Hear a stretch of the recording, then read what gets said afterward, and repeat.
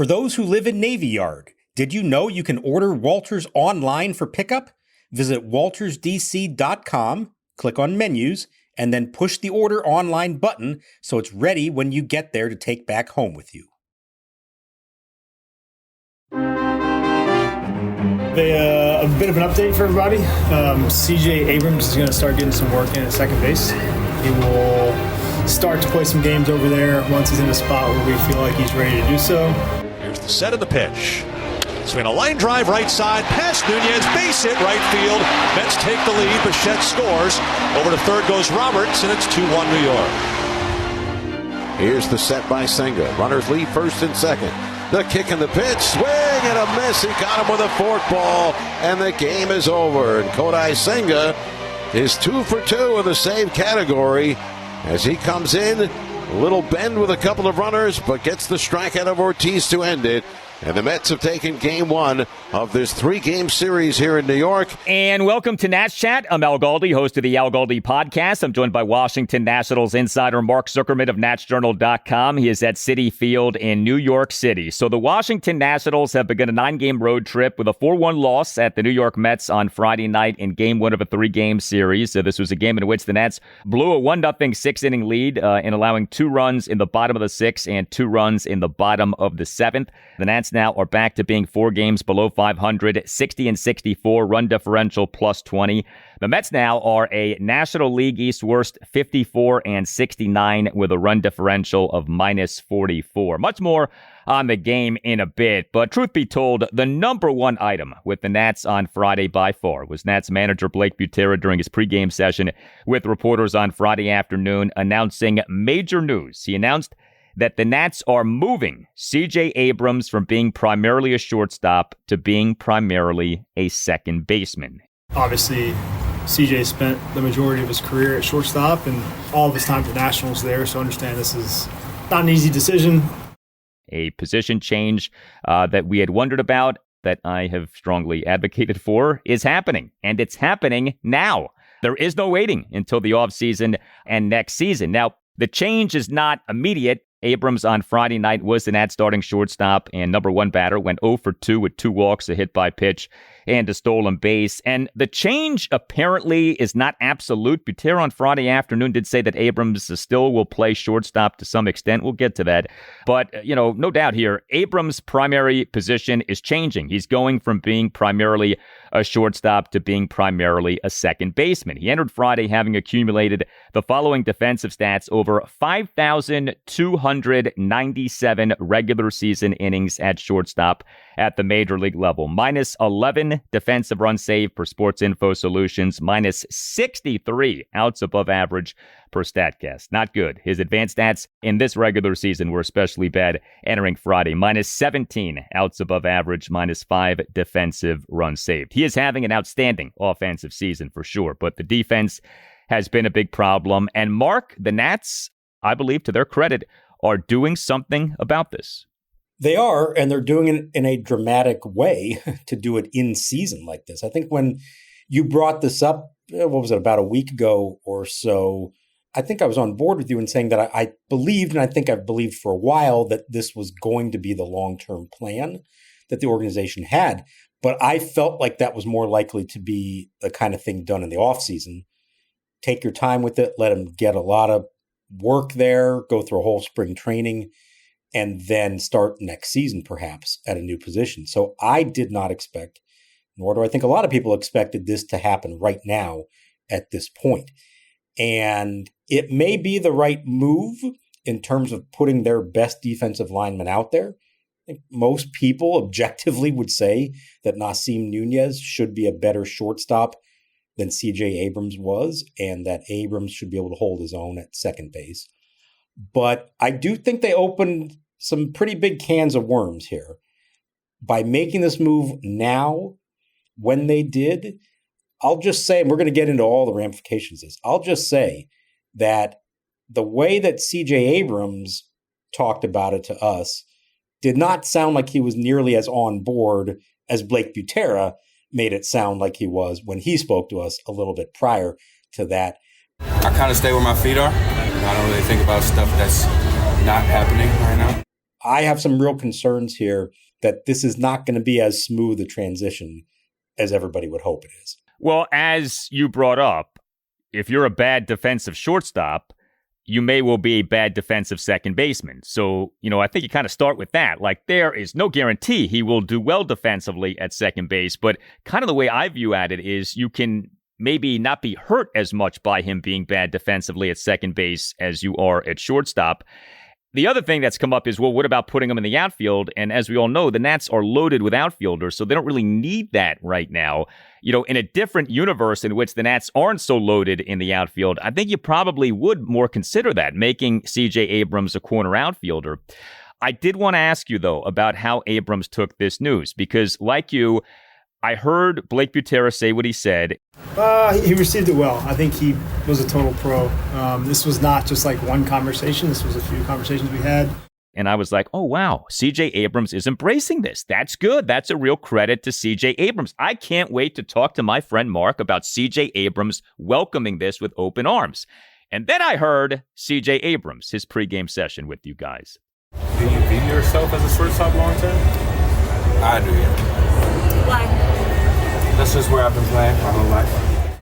He did not sound so enthused. Now, I know that Abrams can kind of come off that way, generally speaking. I know that he's not like a super enthusiastic, super charismatic speaker, which is fine, by the way. But it didn't sound like he was super thrilled about this. He made it clear that he still considers himself to be a shortstop. He's taken a lot of pride in being the Nats shortstop. Understandable, totally.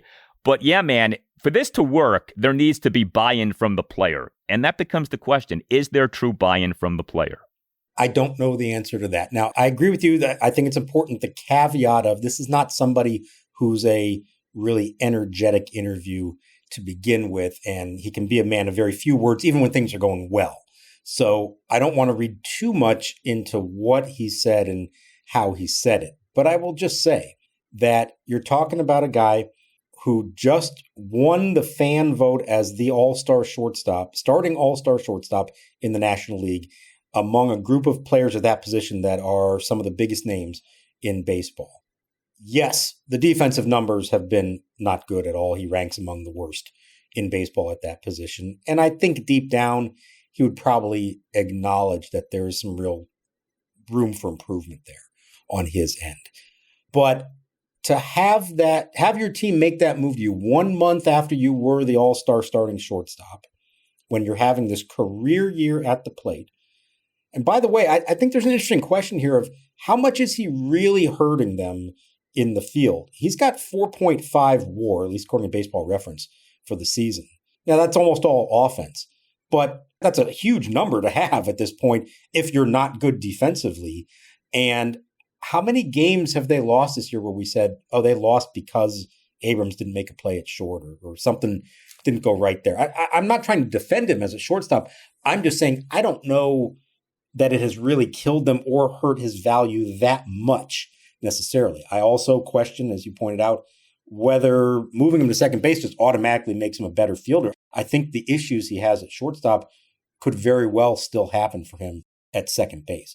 But regardless, to me, this is about the timing of it all. And right now, the explanation is that putting Nunez at short and Abrams at second makes them a better team, helps them win more games right now. I think there's probably some merit to that. I don't know that it's a huge difference, but I think there is some of that. But realistically, the Nats just lost another game on Friday night. There's 6 weeks to go in the season. I think we all acknowledge that they seem to be making this transition into focusing on the future versus playing for right now. Well, if that's the case, why does it matter that much that you have a slightly better shortstop and second base, middle infield alignment, when there may be other ramifications of that move in terms of upsetting one of your very best players? I think that's an easier conversation to have during the offseason.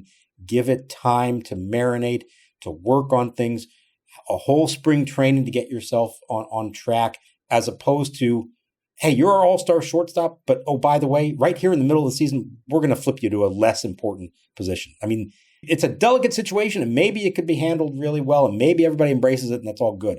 And maybe if the team's in the middle, really in the thick of the race, there's like a stronger argument for it. But that's a delicate thing to do for a guy who's having a career year in so many other ways. And I just wonder if they're going to lose CJ Abrams in some way mentally for the rest of this season. We know he's prone to second half slumps. I hope that's not the case. That's not what happens now. But would I be surprised if he kind of goes in a little bit of a tailspin, if his head's not fully in it, if his heart's not fully in it the rest of the way, especially with the team now struggling overall? None of that would surprise me if that happens. I wonder if any of this is to showcase him at second base for the potential of trading him in the offseason. I wonder if also this is just simply, hey, if we're going to do it eventually, we want to do it immediately, and we don't want to waste our time for the next 6 weeks having him continue to play shortstop when we don't want him at shortstop. We don't see him at shortstop. So let's get the ball rolling now and get him actual regular season game experience at the second base position. Now, there's also, of course, this. The Nats, in terms of their farm system, are loaded with shortstop prospects, right? Eli Willits and Seaver King and Devin Fitzgerald and Ronnie Cruz. I don't know that you should let that kind of thing dictate what you do with a superstar caliber player at the major league level, but it's hard not to think that that didn't enter into the equation here, right? That, CJ Abrams was not going to be long for shortstop, just given the presence of Eli Willits. Forget about everybody else. But if Eli Willits is who he so far appears to be, that's your long-term shortstop moving forward. And it was interesting, Blake Butera, in talking to you guys, he didn't exactly deny that what the Nats have at shortstop in the farm system played a role in this decision to move CJ Abrams to being primarily a second baseman. Yeah, sure. We're thinking about all those things. We are. But ultimately right now, what we're trying to do is do what's best for this team. Right. And I think personally that may have more to do with this than anything else. Nasim Nunez, tremendously talented middle infielder. Let's also acknowledge he is one of the least productive hitters in baseball. And he leads the league in stolen bases. So like when he gets on, he can still be productive. But his actual hitting production is among the worst in the league. Is he their long-term answer at shortstop? No. I don't believe they view it that way. So what I kind of wonder here, and if this does occur, I'd feel a little better about this decision being made now as opposed to waiting. If they intend to call up Seaver King from AAA, and he may not be the long-term answer at shortstop either. As you said, Eli Willits is going to be number one on that depth chart eventually. But in the interim, until he is ready, if Seaver King, or if they want to get a look at him and see if he could be the guy, this is their first-round pick from just 2 years ago, in 2024, and he's already at AAA. If we see Seaver King in the big leagues within the next few weeks at shortstop, I can understand now the move a little more. I don't know that it's worth it to make that move for the sake of Nasim Nunez for the rest of this season. I do think it would be worth it if you really do want to see Seaver King as a big league shortstop so you have an idea going into next season how he fits into the picture. That one would make a little bit more sense to me. Do you think that Nats president of baseball operations, Paul Taboni, spoke with CJ Abrams' agent in making this move? Obviously, you speak with Abrams. Do you think Taboni had conversations with the agent? And do you think that this position change impacts, one way or the other, the likelihood of a contract extension with CJ Abrams? Okay, now we're getting somewhere. And I think this is a big part of the discourse and perhaps the way Abrams reacted to all of this. I don't know for sure if Paul Taboni talked to his agent. His agent, by the way, is Brody Van Wagenen. That's a name you may recognize.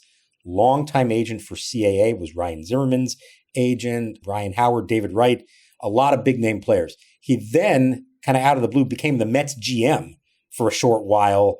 I've lost track, maybe 7-8 years ago, somewhere in that range. It didn't work out.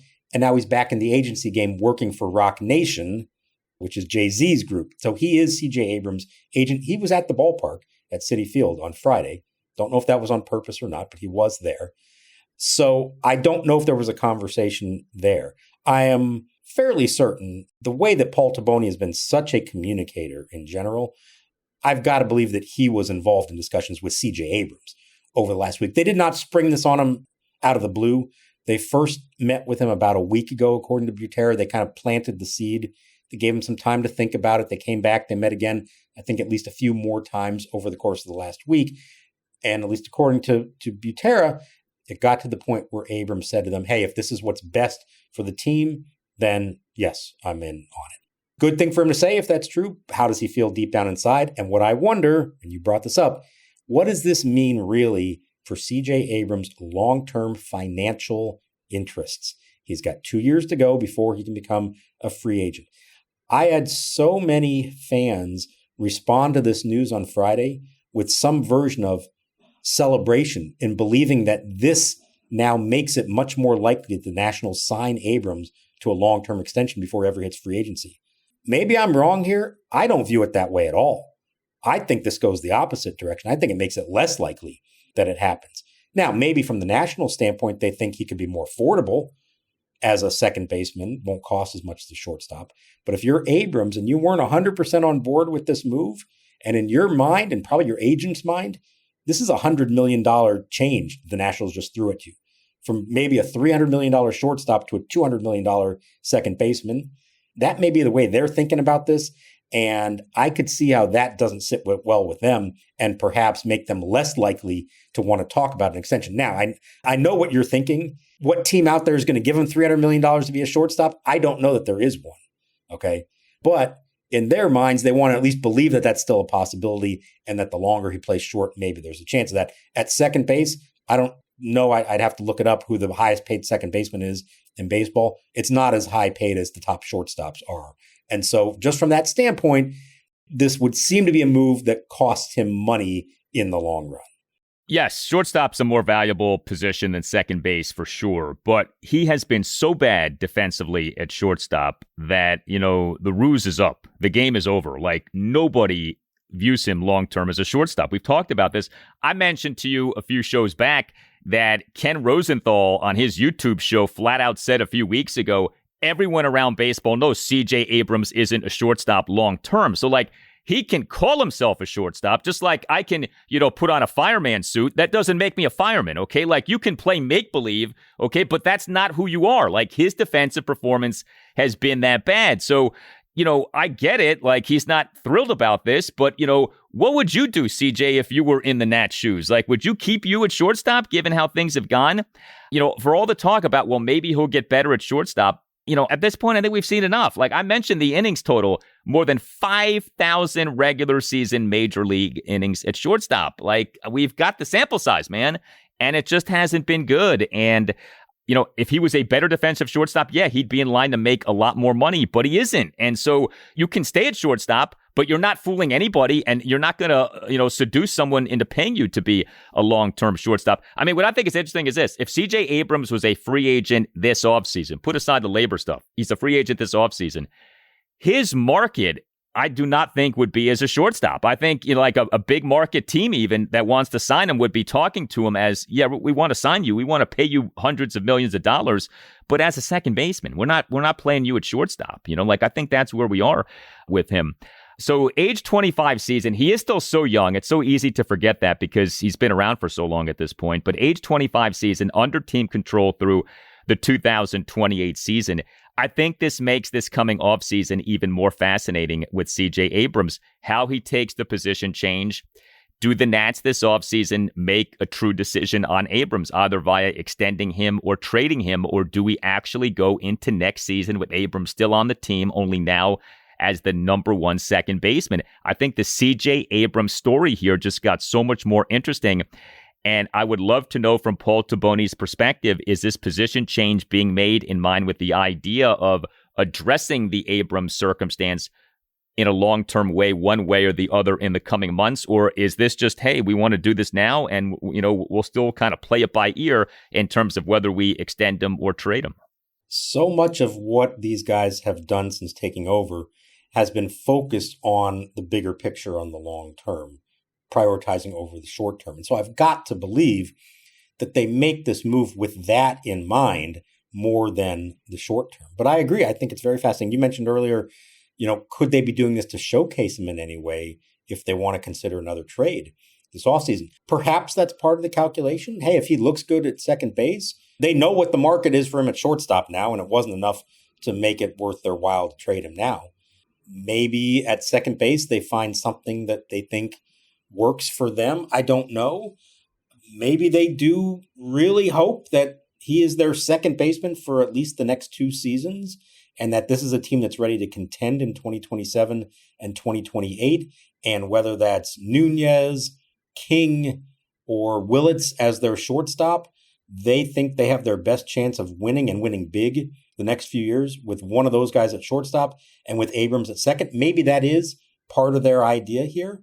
But I just came out of this thinking to myself that the Nats did not do anything here today that suggests to me they view Abrams as part of the long-term plan. I don't know that you handle that this way at this time if you truly believe it. And look, since they took over, there have been countless opportunities where Paul Taboni could have said, we're not trading CJ Abrams. He is one of the best young players in baseball. He is a part of this for us. Wherever he ends up playing, we'll consider other positions, but he's not going anywhere. We want him to be a part of this team. And he hasn't done that. Now, I mean, yes, he didn't trade him. And yes, he kept saying, we're not really looking to trade him. And somebody would have to knock our socks off. But he was always still somewhat open to the idea, not refuting that possibility. Like if James Wood's name ever came up, he'd laugh that off and say, no, of course we're not going to do that. Well, he doesn't do that with Abrams. So I do think there's a difference there. I've never gotten the sense that this front office views CJ Abrams as a slam dunk part of the future. They're not going to move him for the sake of it, as we've seen. But I don't think anything they've done to date suggests to me that they think he is a major part of their long-term plan. If you go by data on SpotTrack.com, the highest average annual value for an MLB second baseman this season, $25 million. That is shared by Jose Altuve of the Houston Astros and Marcus Semien of the New York Mets. So the highest AAV for a second baseman is $25 million. Also, per SpotTrack, there are, 8 shortstops, each making more than $25 million per year in terms of the AAV. So much more money at shortstop. Like I said, CJ Abrams, age 25 season, he is very athletic. He is in good shape. Why isn't he better defensively at shortstop? Like, what's the issue? What's the problem? Why hasn't he been a good defensive shortstop? Yeah, that's a fair question. And I would say probably for the last several years, the answer would be that it's more about focus and concentration and consistency, play in and play out. But I think he's worked on a lot of that part of it. And I don't see the mistakes that he makes now being the ones that we saw from a few years ago, where it looks like he's just not 100% engaged every single moment. I don't think it's that. I think he just looks awkward playing shortstop. Now, they have tried to work with him on fielding like one-handed to the side, not getting in front of the ball using two hands. That's been by design, and they know that it looks awkward, but they felt like that's a better form for him to try to make the plays. Again, it doesn't always look super clean. I think also he probably doesn't have the arm of an elite shortstop. When you see Nunez play short and he goes deep in the hole to field a ball and then fire it to first base, you see the difference there. Now, Nunez is elite. He's one of the strongest infield arms in baseball. But you look at other top shortstops around the league, and they do have a stronger arm and are maybe able to make more plays than Abrams does. So some of that may just be pure natural physical abilities. Like you said, he's only 25. It's not like others who have played the position for a while, and then as they approach their 30s, okay, it's time to move to another position, like in Ian Desmond or even Cal Ripken, A-Rod, that kind of stuff. That's not what we're talking about here. It may just be that he never really had the full skill set to play that position, and everyone's just tried to make it happen when it wasn't going to be there. I will say there have been times the last few years that I thought to myself, okay, he could do this. Like if he really works at it, he makes enough plays. He may not be a Gold Glover, but he can be solid there. It just never has fully clicked for any length of time, and he does go through these slumps that you watch him and you cringe if there's a ball hit to him, or even he fields it cleanly but has to make the throw to first and he skips it to the first baseman. There's just not that crispness that you would want from an everyday shortstop in the big leagues. Well, the best offensive second baseman for the Nationals since the franchise moved here had been Daniel Murphy, right? Especially over the 2016 and 2017 seasons. Does that championship belt now go to CJ Abrams once he takes over at second base? We shall see. But he is becoming the Nats' primary second baseman. And one more thing. What about that? Butera saying that CJ Abrams still will play some shortstop. Do you buy that? Is that really going to be the case, that they're changing his position, but they're still going to have him play the previous position somewhat? Yeah, because I look at it this way. If Nunez is in the lineup, he'll play short. But is he suddenly playing every single day? Probably not. As I just outlined, the reasons why, offensively, there's a real drop-off with him. So if he's not in the game, who are you putting at short? Jorbit Vivas? Jose Tena? No, you're putting CJ Abrams. He's your second best shortstop now. And so I do think there will be occasions, whether it is Nunez not being in the lineup on a given day, or if you pinch hit, which they sometimes will do for him, trailing late in the game, then Abrams moves over there to finish out a game. And so I think that's why Butera said it. I don't think this is a Luis Garcia situation where they kind of left the door open when he moved to first and, hey, he could still play some second, and then it never happened. No, I think in this case, given what they have on the team at the moment, he is their number 2 shortstop. Now they call up Seaver King. Like I said, that changes the dynamic because now you'd have Nunez and King potentially to play it. But until that happens, yeah, I think we could still see him at shortstop at least every once in a while.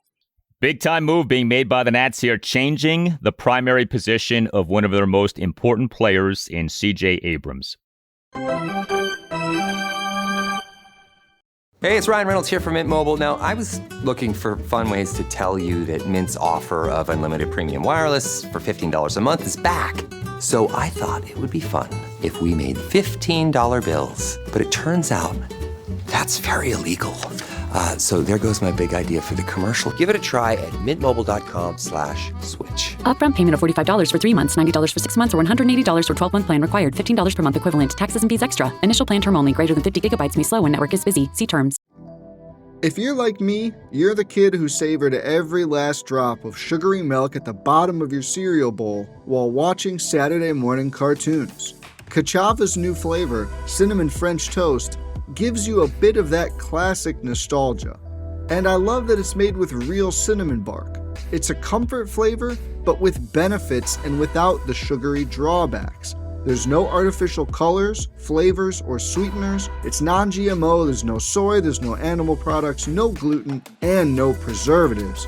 But Kachava does provide all the nutrition your body craves in one deliciously simple shake with just 2 scoops. So treat yourself to a childhood favorite. Go to Kachava.com and use code SPORTS for 15% off your first order. That's Kachava, Kachava.com with code SPORTS. Here it comes. Swinging a long drive, right field. Cruz back to the warning track, to the wall, and there it goes. Down into the Mets bullpen, a towering home run for Jared Young makes it 3-1 New York. So there was a game for the Nats on Friday night, a 4-1 loss at the Mets, a game in which the Nats were bad offensively. During this time of the Nats being without Curtis Mead and Luis Garcia Jr. and James Wood, with him being on the 10-day injured list, have seen the offense at times look really good. And you say to yourself, okay, they're not really missing those guys as much as you might think. But then you see a game like this on Friday night and you're like, yeah, the Nats are missing those guys. Just 1 run, just 5 hits, all of which were singles, just 1 for 8 with runners in scoring position.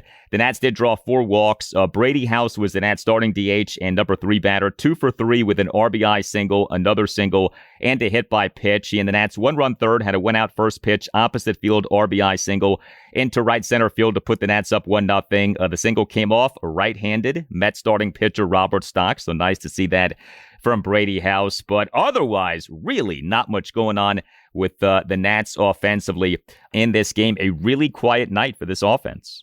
The lack of power, somewhat surprising, because we feel like even on the nights when they don't hit in the clutch, it seems like somebody at least connects for a home run or a double with a gap or something like that, and they didn't have it. And it's not like they were facing some elite pitching here. Robert Stack is a 36-year-old journeyman, and the relievers the Mets brought in are not big-name guys either. They traded away a good chunk of their bullpen. So that was disappointing in a lot of ways. And to me, it really boils down to the 3rd inning.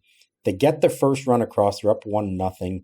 They've got 2 on, and 1 out, and Daylen Lile is at the plate, and he bunts. And he gets the lead runner, Ortiz, thrown out. Not a fast runner to begin with. And I'm sure I wasn't the only one thinking to myself in that moment, what just happened here? Was that called? Did he do that on his own? Did somebody miss a sign? Well, he did it on his own. He saw the third baseman, Bo Bichette, playing back, thought, hey, here's a chance for me to load the bases for the next guy. He just didn't bunt it well. The pitcher fielded it and threw out the lead runner at third. Butera spoke to him after, said, no, we want you swinging away there. Don't do that. Lyle understands, but I think that's a good sign of where things are right now with a lot of these guys. They don't have that same level of confidence they did a few weeks ago about the ability of this lineup to score a ton of runs. And now you're trying to do things out of your element, trying to make things happen that you shouldn't. It was a bad decision. It's not something he does a lot. He's your cleanup hitter, for crying out loud. Don't bunt your way on. Try to get a base hit, hit a double, whatever it is to bring that runner home. Hopefully lesson learned, and we don't see that one again. That was infuriating. Not the first time this season we've seen a Nats player take the game into his own hands, bunt without being told to bunt, and it doesn't work out. I don't know why these guys keep doing that. I don't know why they are allowed to do that. I really feel like there should be repercussions for that. That's ridiculous. And Daylen Lile had been doing well. He actually should have some confidence. He, over these last few series, has been productive. And for him to bunt like that, I was just about to bring that up with you. That was terrible. You have runners on first and second, 1 out, you're up 1-0. You put down a first pitch bunt that results in a 1-5 force out at third base. Now, Lyle, to his credit, bottom of the fourth, a nice running catch while running into the sidewall for a leadoff flyout by Bo Bichette. We've talked about the defensive improvement of Daylen Lile. He in this game was the Nats starting right fielder and number 4 batter, and he made a really nice play as he approached that sidewall at Citi Field. For all the discussion we've had here about CJ Abrams and not improving at shortstop, let's give all the praise in the world to what Daylen Lile has done. Last year, we discussed it. He ranked very poorly in both corner outfield positions, and specifically when it came to trying to field a ball that was hit near the wall or in the corner. He's made so much progress there, and that might have been the best catch of them all in this game. Full-on sprint towards the sidewall, makes the catch, slams into the wall, holds onto the ball. There is no way he makes that play a year ago. He has worked really hard at it. It's mostly been in left field. They decided to give Dylan Cruz a night off, and so Lyle was in right for this game and looked very comfortable there as well. That has been a very important development, I think. I know offensively he has not had the season that he's wanted, but the defensive improvement, going from one of the worst to now ranking really well, and mostly in left field, I don't think that should be overlooked. I think that's been a major development this season. Well, the biggest bright spot for the Nats in this game was their starting pitcher, Andrew Alvarez. He officially allowed 2 runs in 5 2/3 innings, 4 strikeouts, 1 walk, gave up just 2 hits, which were a home run and a single, issued a wild pitch, threw a good number of strikes, 73 pitches, 47 strikes, 26 balls. Alvarez in the Mets' 2-run 6, so was charged with 2 runs, including giving up a 2-out solo homer by Francisco Lindor to left field to tie the game at 1. But this was a game in which the Nats bullpen had some problems. 2 Nats relievers officially allowed 2 runs in 2 1/3 innings, but that does not tell the entirety of the story. Jake Bird officially allowed 2 runs in 1 inning. He, to the second batter he faced, gave up a 2-out RBI single by Carson Bench into right field for a 2-1 Mets lead in their 2-run 6, and Bird in the Mets' 2-run 7th gave up a 1-out solo homer by Jared Young to right field to put the Mets up 3-1. And Max Kranick officially tossed 1 1/3 scoreless innings with 3 swinging strikeouts. Did some very good things, but he, to the first batter he faced, gave up a 2-out RBI single by Bo Bichette into left center field for a 4-1 Mets lead in the bottom of the 7th inning. We have seen the Nats handle Andrew Alvarez in a conservative manner. He only goes 73 pitches in this game. Looks good again. Bullpen doesn't come through. The inevitable question comes up of should Alvarez have stayed in the game for longer. But I do like what we're seeing from Andrew Alvarez. I feel like more often than not, he has been good, and this overall was another good outing for him. Yeah, I think he's taken some important steps here in his most recent recall from AAA. He's got now almost 100 innings in the big leagues and an ERA like 3.3, I think, somewhere in that range. So, he has been successful. It does feel like he's still missing that one piece to finish strong, to be able to get some hitters out a third time through. I think that was the issue here. He's cruising through 5 on 60 pitches, 5 scoreless, 1 hit, 1 walk, nothing else. Gets the first 2 outs in the 6th, and then he finally hung a breaking ball to Francisco Lindor, and that's the first home run he'd given up in, I think, about 58 innings. So it's not been a problem for him, but unfortunately, 1 bad pitch. And then he strikes out Bichette, but the pitch gets away from Keibert Ruiz. He reaches, and all of a sudden the inning is still going, and now the right-handed hitter is up, and that's why Butera made the move to the right-hander. Now, I could argue that Jake Bird isn't the guy to bring in that spot, but you understand, we know how they've operated this year. Much rather have a righty versus a righty than a lefty, no matter the actual talent level of those individual guys. It did not work out with Bird. I would love to see Alvarez get some more rope. He did make it to the 7th inning, I think, in his last start.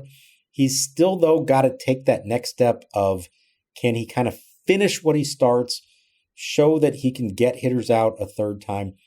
He pitched very well in this game, and when you listen to him, or did we talk to him afterwards? Yeah, at the end of the day, I look at the process, but, we're trying to win ball games right now. You would have thought he gave up 6-7 runs. He's really down on himself. That's kind of the way he's his own worst critic. And in some ways I appreciate that, but at the same time, it might be like, hey, buddy, you're pitching pretty well in the big leagues. You tossed 5 scoreless in this game and then made 1 bad pitch and then got some bad luck on a strikeout that got away. It's okay to focus on the positives there and not just harp on a couple of negative things right at the end of your start.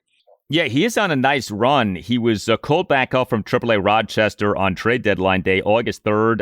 He, in that evening's game, a 6-3 loss at the Philadelphia Phillies, officially allowed 2 runs in 6 1/3 innings, 5 strikeouts. His next outing, the Nats' 8-2 win over the Cincinnati Reds at Nationals Park last Saturday evening, officially allowed 1 run in 5 1/3 innings, and now we have what he did on Friday evening. So Game 2 for the Nats at the Mets Saturday afternoon at 4:10, and the Nats starting pitcher will be Brad Lord as he continues to be stretched out here, right? I mean, right now, I don't know that there's much mystery here. He's being transitioned back into a starting pitcher, right? Every indication that has been what we have gotten from Blake Butera. Yeah, it is technically a bullpen game, but they're hoping to get about 4 innings out of him. And then next time out, hopefully 5 innings. And eventually he's back into a full starter mode, at least until they make some other move. I'll be interested to see how he does with it. He has, as we've discussed, been bounced around a lot the last 2 years. He has shown his ability to be adaptable to whatever role they ask. Is this permanent? Is this temporary? I don't know, but he has been one of their most effective pitchers. And so if the idea is let's get him out there as much as we can, sure, go for it. Let's see. And then hope that the bullpen can finish what he starts, because you're now guaranteeing at least 5 innings from the Nationals bullpen on Saturday. You can find us on X at Nats_chat. You can find us on Blue Sky at Nats Chat Podcast. You can email us natschatpodcast@gmail.com. We have a website you can check out too, natschatpodcast.com, at which you can purchase a Nats Chat Podcast t-shirt. All Nationals radio highlights on Nats Chat are courtesy of 106.7 The Fan. For Mark Zuckerman, I'm Al Galdi. Thank you for listening, and we'll talk to you next time on the Nats Chat Podcast. Here's Brady House. Big chance for the Nats now. And the pitch. Swing a line drive right side. Past the diving second baseman Semien. It's out in right center field for a base hit. Abrams scores and the Nationals take a 1-0 lead.